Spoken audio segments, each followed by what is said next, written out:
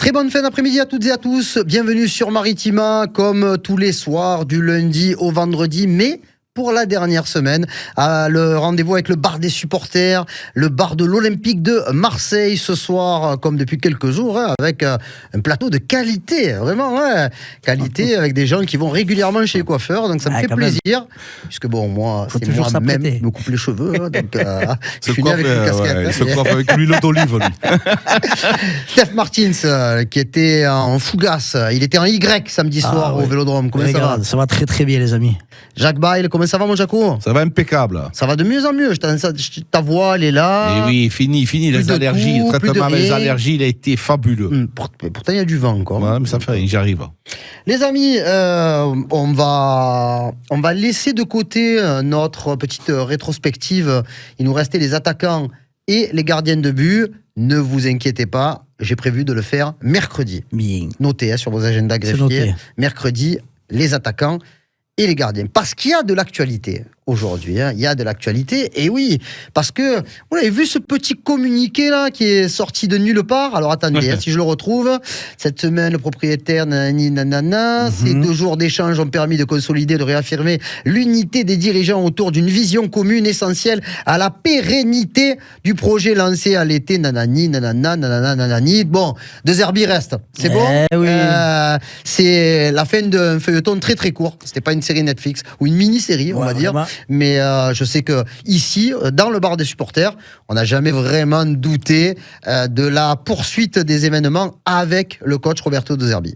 Moi, de mon point de vue, moi, non, jamais de la vie. Et du moment où il était du voyage, déjà, c'était un gros signe.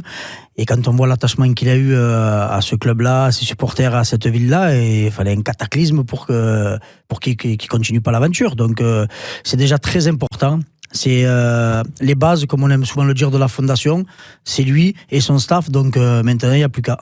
Jaco, je ne vais pas dire l'officialisation, parce qu'il n'y avait rien véritablement officialisé, mais le fait que Roberto De Zerbi soit en phase avec ses dirigeants, avec le proprio, avec le président, avec le directeur du football, on se doute qu'il y a plein de choses qui n'ont pas été inscrites dans le communiqué, notamment certaines discussions autour de choses qui n'ont pas été toujours dans le bon sens. Je dirais que le consensus fait que tout est bien qui finit bien. Mais Karim, je trouve qu'on appelle ça du respect. Est-ce que tu aurais aimé que De Zerbi, avec toutes les problématiques qu'il y a eu cette saison, ils disent l'année prochaine, on va recommencer, pas de problème.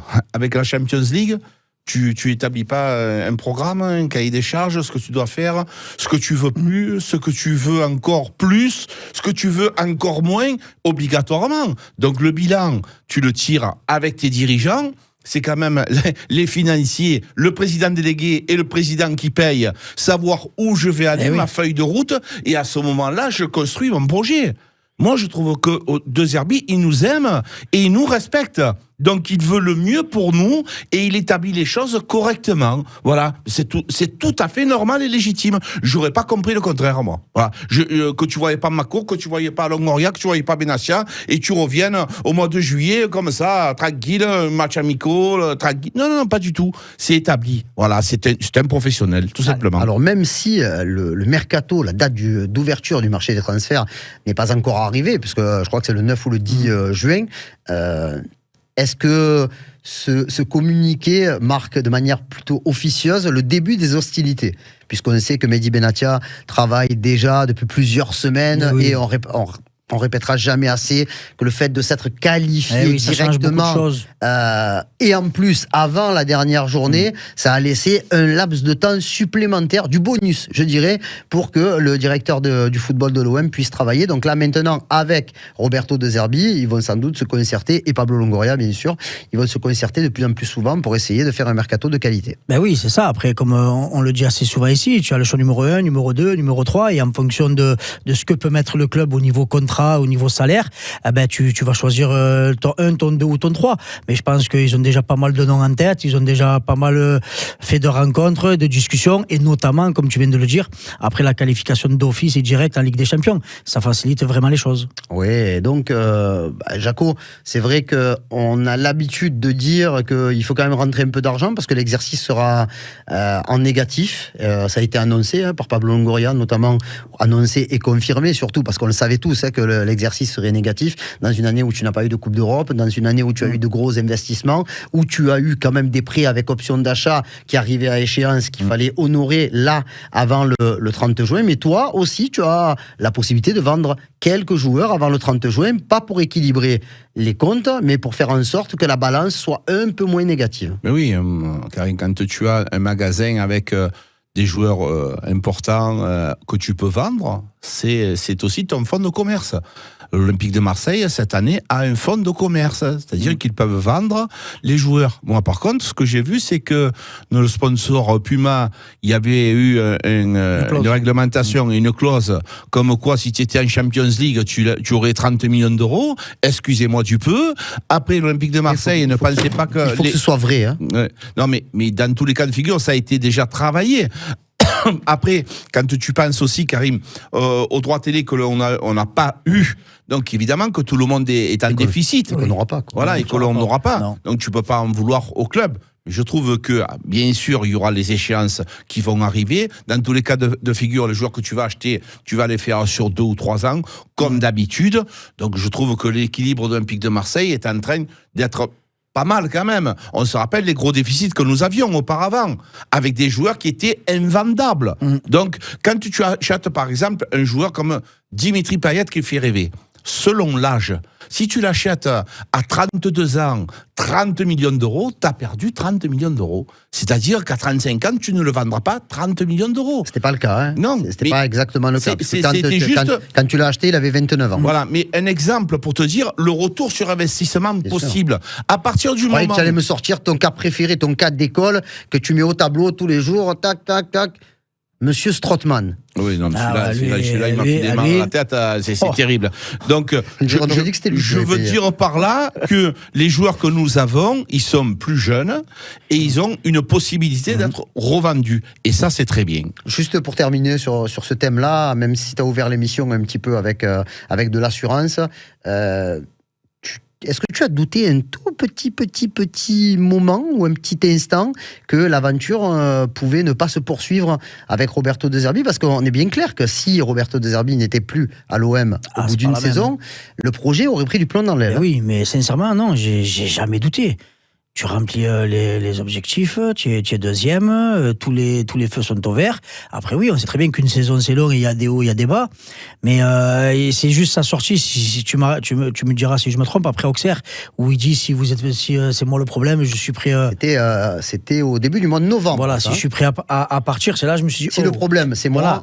Là je me suis dit, il aurait peut-être pu le faire autrement, tu vois, parce que tu envoies un message négatif. Ah, mais parle avec son cœur. Voilà, mais après on veut un homme entier. Un homme entier, mais moi jamais, ou bien jamais, je me suis dit il va partir de l'Olympique de Marseille. Non, et au contraire, faisons le nécessaire l'année prochaine, et ce genre d'entraîneur parce qu'il est jeune, avec cette vision de jeu qu'il a, et avec un réel groupe qui peut jouer dans son système de jeu, je pense qu'il peut nous amener très très loin. Allez, on verra ce que va pouvoir nous apporter la collaboration qui continue entre De Zerbi, Benatia et Longoria, sous les yeux, bien entendu, toujours de la surveillance de Franck McCourt. La bonne nouvelle du week-end, on en a parlé ce matin dans le BDS Express, c'est le fait que l'Olympique de Marseille jouera le trophée des champions. Ça n'arrive plus aussi souvent qu'avant, je trouve, parce qu'il n'y a plus de titres. Et vu que tu ne gagnes pas la Coupe de France, tu n'as quasiment aucune chance de pouvoir jouer ce trophée des champions, sauf si tu finis deuxième. Donc, est-ce que pour toi... Alors bon, on savait, il n'y avait pas trop de suspense par rapport à la finale de la Coupe de France, que vous avez bien entendu regarder tous les deux. Oui, à fond. En Y. J'ai même pas qu'il y avait la finale, je te mets là-dessus. Alors je te le dis, Paris a gagné. 3-0. Incroyable. Oh, la surprise. Non, mais bon, voilà. C'est même si c'est pas le titre le plus honorifique, le plus important que l'OM peut gagner. Ça reste quand même un titre. Je crois que pour l'instant, ils en sont à un trophée chacun. L'OM avait gagné le 2010 et le PSG avait gagné le 2020. Le 2020, c'était à Lens, dans le froid de Bollaert, avec les premiers pas, me semble-t-il, de Paul Lirola à l'époque. Donc c'est quand même un moment intéressant pour l'OM. Bien sûr que c'est un moment intéressant. Tu joues quelque chose, c'est un match prestigieux malgré tout. Tu as la possibilité d'avoir un peu plus de visionnage sur les télés.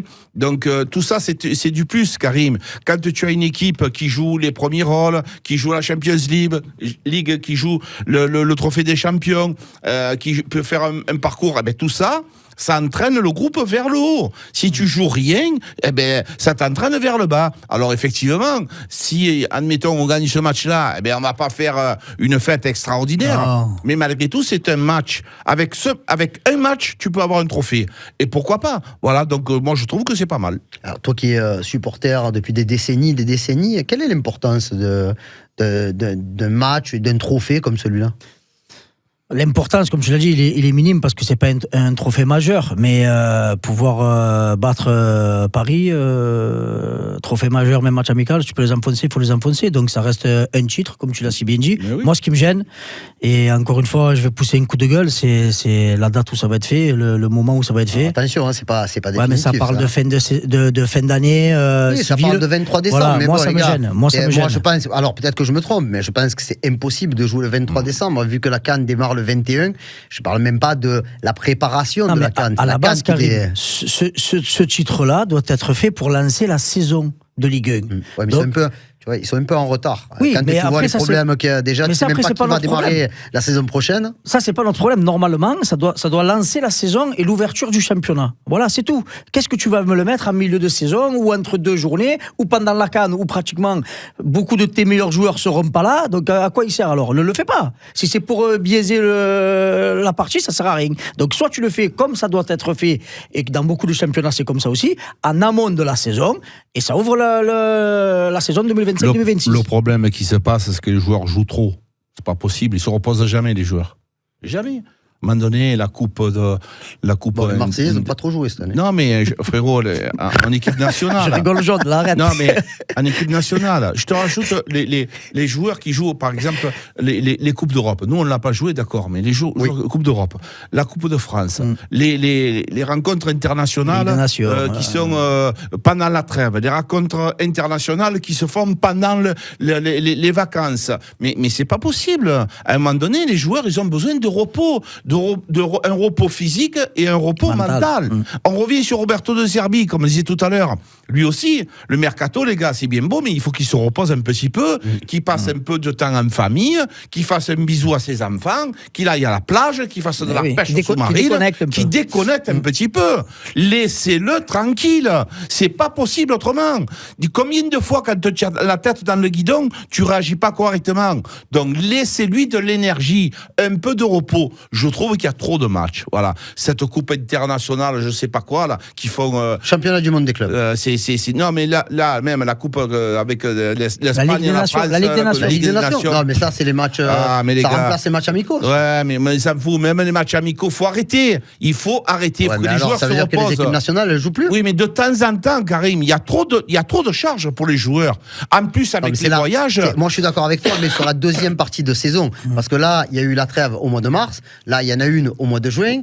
Et après, par contre, il y en a une en septembre, une en octobre et une en novembre. Celles-là, elles sont trop rapprochées et elles alourdissent vraiment le calendrier. Mais celles de mars et de juin, il y a les voyages, les gars, ils n'ont même pas la possibilité, le voyage aller-retour, quand ils sont en équipe nationale, les joueurs, de se retrouver en famille. Dès qu'ils arrivent dans leur pays, il faut qu'ils aillent à droite, à gauche. C'est pas possible. Après, il y a des ligaments croisés qui arrivent parce que les joueurs sont épuisés. C'est tout. Et il va y avoir des Marseillais qui, j'ai vu, je crois que c'est ce matin, j'ai vu que Pierre-Émile Heubière, il était avec le Danemark. Derek Cornelius est avec le Canada. Garcia avec la Suisse. Ulysse Garcia, à qui on fait un petit coucou, il saura pourquoi, est avec la Suisse, Amir Murillo avec le Panama, Adrien Rabiot avec les Bleus, Quentin Merlin avec les Espoirs. Il y en a d'autres, il y en a d'autres. On ne va pas citer tout le monde, mais ça veut dire qu'il y en a. Oui, il y a Roulier et Balerdi avec l'Argentine. Donc ça veut dire que ça aussi, c'est un souci parce que du coup, les matchs avec les sélections internationales n'ont pas été enchaînés à la fin du championnat de France de Ligue 1 pour la bonne et simple raison que d'autres ont terminé la saison plus tard et que la semaine prochaine, il y aura la finale de la Ligue des Champions. Donc, du coup, les matchs internationaux vont avoir lieu dans une période où les joueurs auraient pu être pleinement en vacances, ce qui va peut-être reporter d'autant le retour des internationaux pour le retour pour démarrer la saison, quoi. Oui, c'est clair. Après, parle pas de ceux qui jouent la Coupe du Monde des clubs. Après, d'un côté, c'est une bonne nouvelle. Ça veut dire que tu as une équipe et un groupe de haut niveau. Voilà, si tu as le 3/4 de tes joueurs ils sont en équipe nationale, c'est que bénéfique pour l'image de l'OM aussi. Et donc oui, après, c'est pas d'aujourd'hui qu'on dit que les calendriers sont surchargés, même les joueurs eux-mêmes, ça n'arrête pas de se plaindre. Donc après, c'est pas nous ici qu'on va changer quoi que ce soit. Mais oui, il faut le prendre en compte. Quoi, les gars, ça veut dire que tu vas commencer ta préparation avec les joueurs principaux qui risquent. Ils sont pas là. Et ceux qui sont titulaires indiscutables ou titulaires. Il y aura pas beaucoup. Je crois que ceux-là, Karim, je crois que 6 semaines de préparation et je crois qu'ils seront là minimum 4 semaines. Non mais ça fait rien déjà. Tu manques déjà la préparation. Le club qui t'emploie, le club qui te paye. Il y a une stratégie que tu mets en place.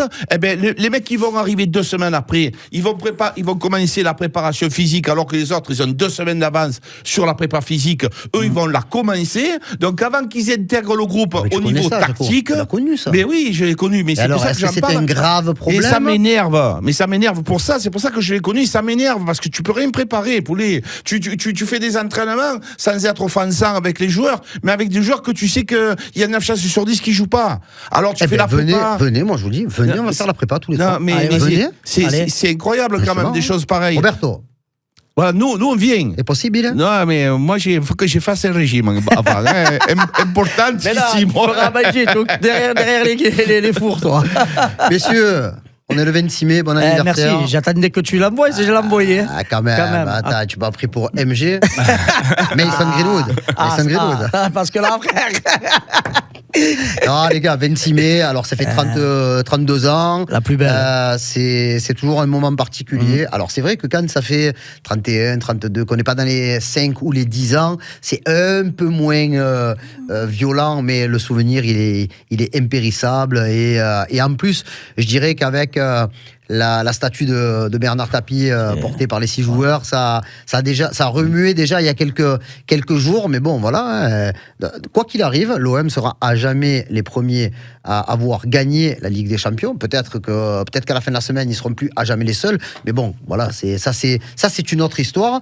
Mais on a quand même toujours cette fierté. Et je sais que il y a beaucoup de gens à l'extérieur de la communauté des supporters de l'OM qui comprennent pas, mais nous on comprend. Nous on comprend, mais encore tout à l'heure je parlais sur les réseaux des souvenirs du jour de la finale où moi j'étais descendu avec mon père au centre-ville, la ville elle était décorée de bleu et de blanc. Voilà, c'est des souvenirs de l'enfance qui remontent et que tu oublieras jamais. Et ce que moi j'ai pu ressentir ce jour-là, c'est exceptionnel. Et c'est notre travail, notre devoir à nous maintenant dit ancien, de faire en sorte que la transmission elle continue à travers, ça date un peu, mais c'est pas grave. Pour savoir où tu vas, il faut savoir d'où tu viens. Donc l'histoire elle est très importante. Et donc bon anniversaire à tous les amoureux de ce club-là. Et un petit message à la direction, on veut revivre des journées comme on a vécu. Il manque de titres à Marseille et tout le monde le mérite ici.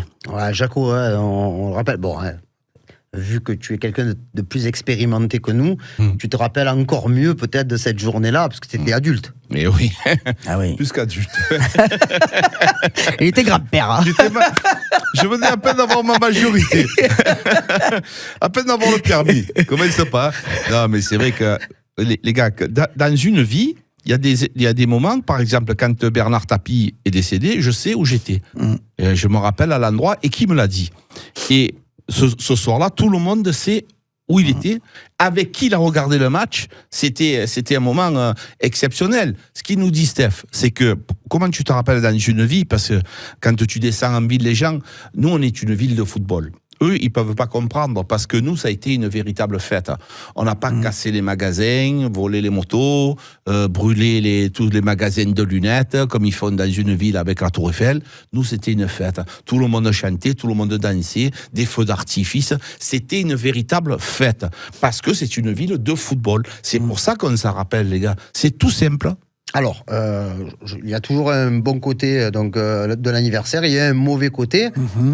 Tu le disais, ça fait vraiment trop longtemps que l'OM n'a pas gagné de titre. L'OM n'a pas gagné de titre européen malgré le fait qu'il y a eu des finales en 99, en 2004.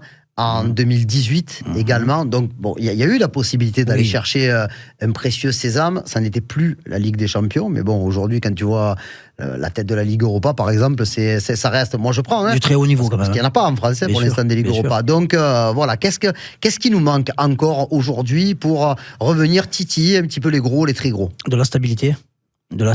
C'est pour ça que je disais tout à l'heure, c'est important que le coach reste. Mais moi, je ne veux pas qu'il reste l'an de plus. Quand tu fais bien les choses, il faut arrêter tous les 2-3 ans de tout renvoyer à la mer, de dire on repart sur un nouveau projet. Non, quand il y en a un avec des gens importants et compétents, il faut essayer d'aller au bout. Tu as des entraîneurs qui ont performé au bout de 6, 7, 8 ans dans un club. Et oui, on le sait tous, et il faut arrêter de croire qu'au bout de 1 an, tu vas gagner le championnat de France et aller en demi-finale de Ligue des Champions. Il faut de la continuité, de la stabilité, et surtout, on a déjà une très très belle ossature. Ils ont fait un travail énorme la saison dernière. Maintenant, ce qu'il faut, c'est te renforcer saison après saison, et je pense que si tu fais cela avec le même staff, le coach et la même équipe dirigeante, d'ici 2, 3, 4 ans, tu peux aller chercher un titre. C'est pas fou de dire ça. Jaco, ça fait longtemps qu'on n'a pas fait très bonne figure en Ligue des Champions. La dernière fois qu'on a vraiment fait bonne figure en Ligue des Champions, c'était l'année Deschamps, avec contrôle du dos de Brandao, la reprise, qualification à l'Inter, élimination en quart de finale contre le Bayern. On avait une très belle équipe, mature, mûre. Est-ce qu'aujourd'hui, l'OM est en capacité de se remonter une autre grosse équipe parce que les autres clubs aussi ont changé de dimension, hein? Moi, je pense qu'on ne peut pas comparer l'Olympique de Marseille avec, encore une fois, je tire le chapeau à Mehdi Benassia et Longoria, parce que ce qu'ils font en interne, on est en train de préparer un grand club. Oui. Pour pouvoir avoir une grande équipe, il faut être un grand club. Et ça, aujourd'hui, il y a eu des décisions importantes qui ont été prises par la direction pour pouvoir construire une équipe capable d'aller en Champions League, les gars. Quand tu es en Champions League, ce n'est pas que le terrain. Il y a tout autour à mettre en place. Et là, on est en train de préparer les choses pour que l'équipe puisse avoir tous les éléments possibles pour faire une belle compétition. C'est important on n'y pense pas assez. Ce qui a été mis en place là, les gars, quand il a dit, le président Longoria, je vais éradiquer, c'est qu'il en a eu plein le dos, pour être poli. Bravo. Mais vraiment, il en a eu plein le dos. Et ce mot, il est fort, il est puissant. Il y en a marre de ces langues, de ceci, de l'autre, qui déstabilisent le groupe. Peut-être qu'il y a eu trop de choses qui ont déstabilisé les groupes. Peut-être. Donc maintenant, moi, je pense qu'on est sur la bonne voie. Allez, on a le temps, avant d'avoir la première journée de la Champions League. Ce sera entre le 16 et le 18 septembre pour ce début de phase de phase de qualification, parce qu'on va jouer contre... il y a 8 journées, voilà, où on va jouer 4 matchs à domicile, 4 matchs à l'extérieur, où il n'y aura pas un seul match aller-retour. C'est tout pour aujourd'hui. C'est pas mal. Merci beaucoup, messieurs. Rendez-vous demain, 18h, avec le retour de Marc Galli. On sera là.